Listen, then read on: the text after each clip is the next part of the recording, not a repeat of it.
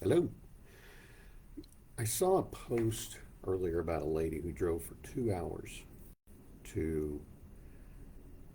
I saw a post earlier today about a lady who drove for 2 hours to attend a funeral in the rain of a boss that she had not worked for almost 2 decades, and she'd only seen him in person once in all that time.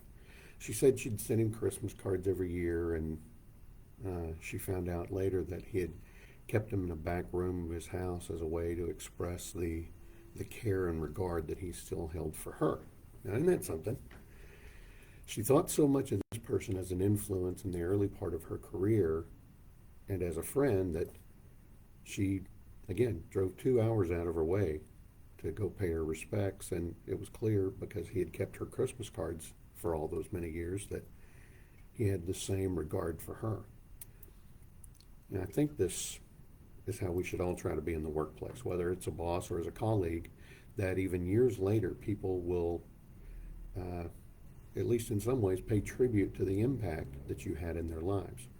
I had a boss, he was a state senator up in Wichita Falls, um, and I still think fondly of him. I remember, for example, he would always give an Eagle Scout an interview for a job, even if they didn't have any other qualifications. Um, and I'm, I'm guilty of that too. Um, he also had a tradition where he would send the state uh, ornaments to all of the members of his staff.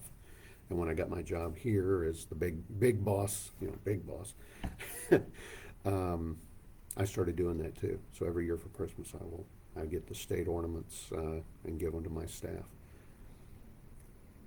I think trying to become the kind of person that your boss is, whether it's earlier in your career or even later, it might be a good barometer for also figuring out if you're in the right place, whether it's the way they manage or even mentor you or some other of the many other ways that they act.